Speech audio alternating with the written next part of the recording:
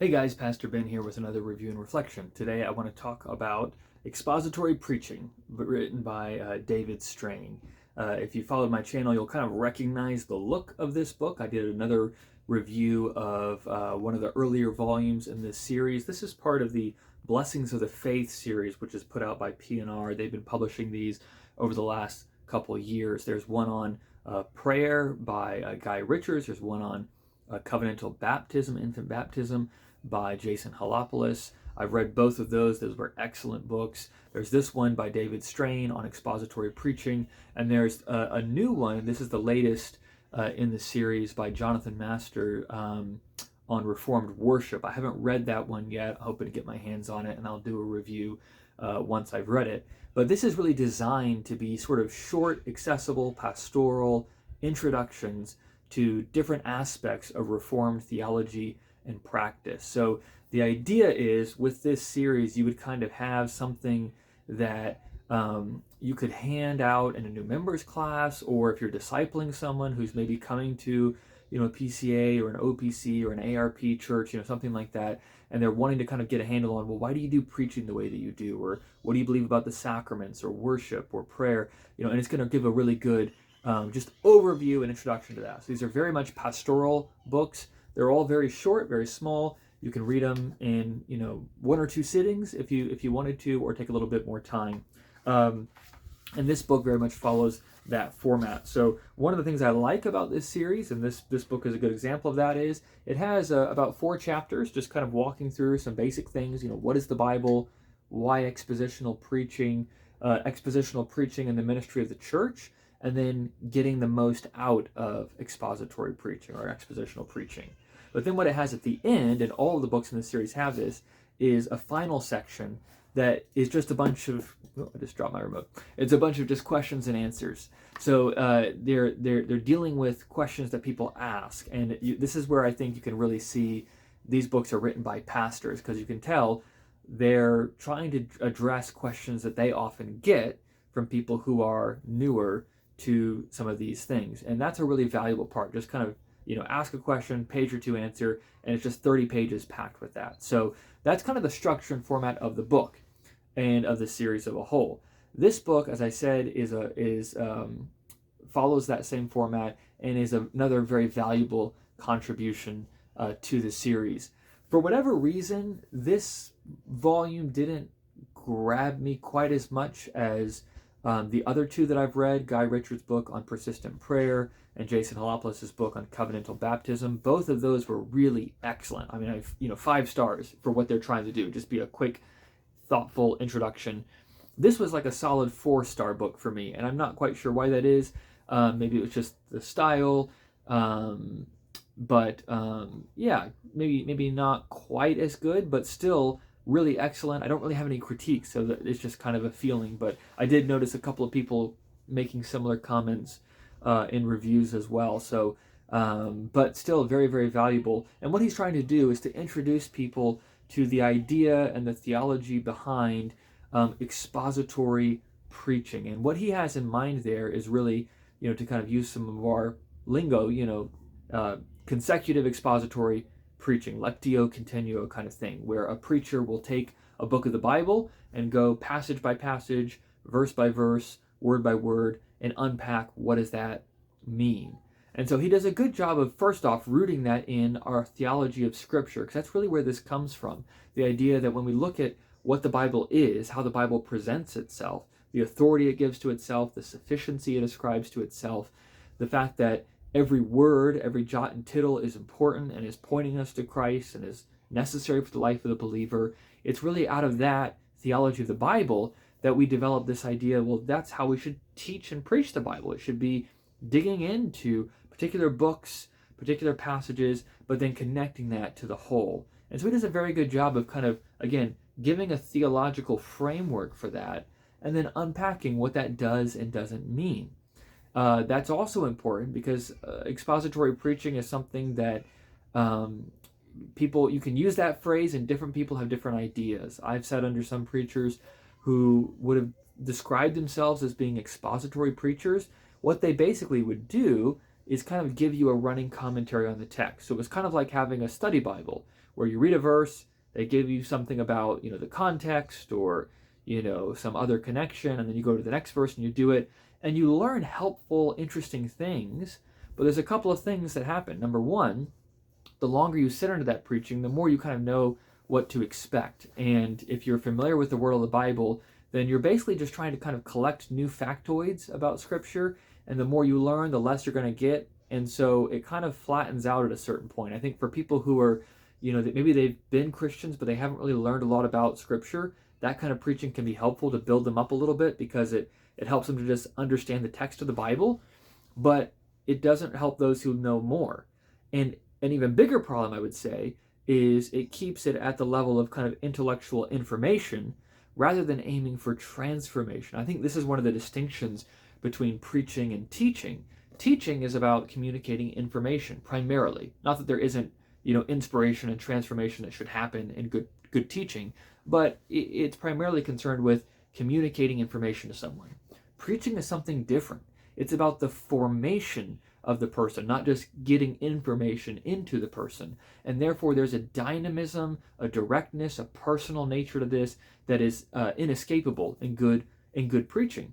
So we want to understand the text, yes, but we want the text to also be a mirror that we look into to understand our own lives, to know how it applies to us. And ultimately, we want it to be something that is not just a mirror, but a window that points us beyond ourselves to Jesus Christ and to the gospel. And that's where the kind of expository preaching that's really just kind of a study Bible running commentary falls flat, because it doesn't deal with the person in the pew, and it doesn't deal with Christ on the throne. It just gives information about the text. And so it may be a good lesson, it may be an interesting lecture, it's not a good sermon. I like the fact that when Strain is walking us through what is expository preaching, he's sensitive to all of those things. And he's very careful to say the running commentary is not what we're talking about. Rather, it's something dynamic, it's something living, it's something vital and important. And he does a great job of fleshing out what that is and isn't. He also does a good job of talking about how expository preaching is not just kind of this, what flavor do you like kind of thing off to the side. It's really central to the life of a healthy Reformed church. And this is where, again, Reformed churches don't have, the corner on certainly gospel preaching, definitely not just expository preaching. There's a lot of churches that will emphasize this. I would say every healthy church at some level is going to, highlight expository preaching. But as you're coming into a Reformed church, some people are surprised at how important that is.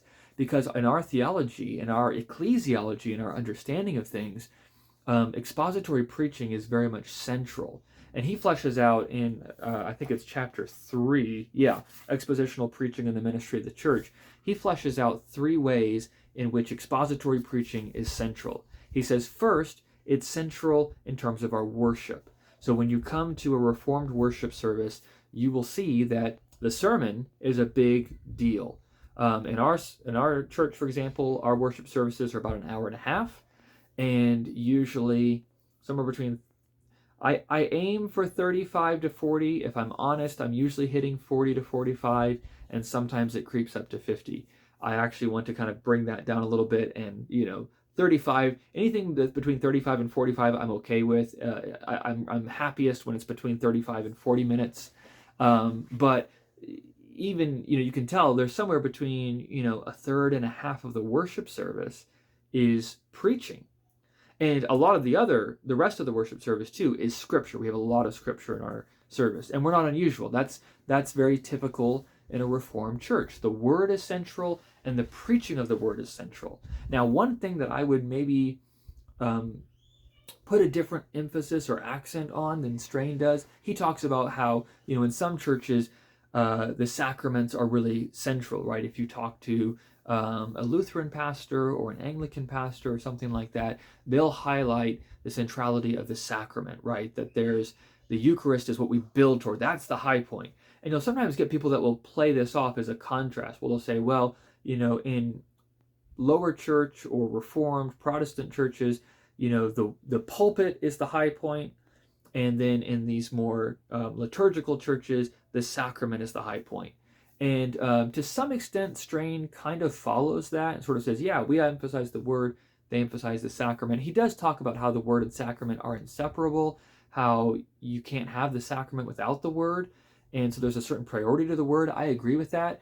I kind of like to challenge that paradigm when I'm talking to people. And if someone were to ask me, hey, what is at the heart of your worship at your church? I would say word and sacrament, right? I put them together. And that's not just arbitrary. Like when I'm ordained, and this is true in all Reformed churches, we're ordained as ministers of the word and the sacraments. That's the kind of language that we use in our church order. And I think there's a lot of wisdom in that. It recognizes that, yeah, you can't separate them out as some want to do. You don't downplay one relative to the other, but you hold them together.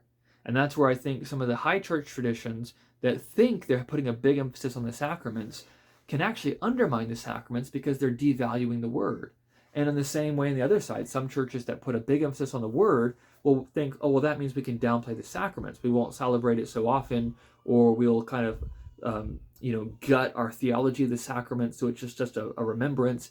That's not historic Reformed teaching either, right? The historic Reformed position is we're ministers of word and sacrament, and central to our worship is word and sacrament because that's where we see Jesus. That's where we meet Jesus in those things held together, right? So I don't think Strain would necessarily disagree with that per se, but I think I would have loved to see a little more challenging of that false dichotomy, I think. Having said that, he does a great job of fleshing out how it's central. And again, he sees expository preaching as central in worship, but also central in discipleship, right? We disciple through the word, but also preaching is a means of discipleship. Preaching is a means of counseling. So he's not saying there's no place for small groups, there's no place for shepherding visits or one-on-one discipleship, but he's saying those things flow out of and are connected to the preaching that takes place in the public ministry of the word. That's a paradigm shift for a lot of people because a lot of us in evangelicalism grow up with the idea that maybe preaching is important in the worship service, but that discipleship really happens outside of Sunday, right? And that if you want to be discipled, you need to sit down and go through, a navigator's course or, a Ligonier course, or, whatever it might be, but you do something else. It's kind of discipleship is almost this parachurch thing, or it's this very privatized thing. And the same way with evangelism, right? We have worship on Sunday, and then evangelism is me talking to my coworker, me going downtown and preaching on the street corner, me handing out tracts at the supermarket. That's how we think about these things. One of the distinctives of, I think, a Reformed understanding is that those things might happen. They're good, they're important, they may even be necessary, but the public ministry of the church and the public ministry of the word is actually central to each of those things, to our worship, to our discipleship, and to our witness. And so expository preaching is seen as a means of worship, and it's seen as a means of discipleship. It's how we form people. It's how we teach them how to read the Bible. It's how we teach them the whole counsel of God. And it's central to evangelism as well, that we want to be preaching in such a way that unbelievers or nominal believers could be coming into our churches, hearing the word and getting converted. And so there's a call there to faith, because it means we have to put our trust in God's means, right? 1 Corinthians 1 kind of thing. God uses the foolishness of preaching rather than our own ideas and means. It also means, I think, as preachers, that we have to be thinking not just about, oh yeah, I'm doing this because it's part of the worship service, or even I'm doing this to disciple Christians, but also, are we preaching with an eye toward the unconverted, right? This is something that our Puritan forefathers put a big emphasis on. They would try to teach preachers, think about the different kinds of hearers that are sitting in front of you, and don't just preach to one type of person, right? Some preachers only preach as if everyone was a skeptic and unconverted, and that's not necessarily helpful. Other people preach as if everyone is converted in their congregation. Some people will preach as if, everyone is a struggling Christian. Other people preach like everyone's a strong Christian. Well, the reality is, on any given Sunday, you've got probably all of those people sitting in front of you. So you need to, not necessarily in every sermon, but in your preaching ministry as a whole, in your regular week in, week out exposition of the word, particularly as specific texts speak to different people, talk to those people. deal with skeptics, deal with strong Christians, deal with struggling Christians, and there's many other categories all in between we could go to. But Strain draws out that expository preaching is important for each of those people and in each of those ways. So this is a really solid guide to how to what expository preaching is, why we do it, how it fits into and informs, in a sense, the ministry of the word. And then the last chapter is maybe one of the most helpful, because he talks about how do you get the most out of expositional preaching. And this is where I should have said this right at the beginning. One of the things that sets this book apart, and that I think makes it particularly valuable, is that it's a book about preaching that's not primarily directed to preachers. There are scores of wonderful books on how to preach, the importance of preaching, the theology of preaching, which are all kind of written for pastors to read. Those are really helpful. And as a pastor, I found this book helpful. It was reminding me of certain things and giving me ways of thinking about things that were stimulating and encouraging and good reminders. But what's valuable about this is written with an eye towards the person in the pew and saying, you need to know something about preaching. You need to think about preaching, what it is, why we do it, how it fits into the ministry of the church. And that last chapter really drives that point home, where he basically is going through the larger catechism, which kind of gives some guidance on how do you listen to preaching? What should you do? And the catechism is really helpful because it sort of says there's some things you should do before preaching to help you get the most out of preaching. There's things you should do during the preaching to get the most out of it. There's things you should do afterwards as well. So before, during, and after. Preaching is viewed as this event that you kind of gear up for, that you enjoy, and that you reflect on. And that should be the rhythm of your life as a Christian. And so Strain spends his last chapter kind of walking through and expanding on that to help you, as someone in the pew, learn how to benefit the most from good biblical expository preaching. And then, like I said, the very last section is just an extensive Q&A where he deals with a lot of questions that people have, gives short biblical pastoral answers, and then gives some further resources to dig into. So, probably went on longer than I needed to there, but this is a good book, another solid offering in what is turning out to be a really wonderful series by P&R, the Blessings of the Faith series. So if you are interested in these things, if you're new to Reformed churches, or maybe you're an elder or a pastor who's looking for resources that you can put into the hands of Christians who are being discipled, I would really strongly recommend you look at this book, Expository Preaching by David Strain.